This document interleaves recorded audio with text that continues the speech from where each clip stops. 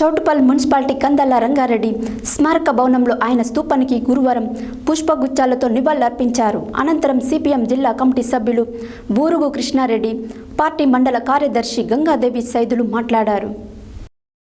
Choutuppal municipality Kandala Rangareddy స్మారక భవనంలో స్తూపానికి పుష్పగుచ్చాలతో నివాళులర్పించారు. అనంతరం సిపిఎం జిల్లా కమిటీ సభ్యులు బూరుగు కృష్ణారెడ్డి, పార్టీ మండల కార్యదర్శి గంగాదేవి సాయిదులు మాట్లాడుతూ గత 39 సంవత్సరాల క్రితం ఎర్రజెండ ముద్దుబిడ్డ కందాల రంగారెడ్డి కాంగ్రెస్ గూండాలు హతమార్చారని, ఎక్కడ కూడా పార్టీ శ్రేణులు బెదరకుండా రంగారెడ్డి వారసత్వంలో నిత్యం ప్రజలతో మమేకమై ప్రజా సమస్యల పట్ల నిక్కచ్చిగా పోరాడే సిపిఎం పార్టీ అని అన్నారు.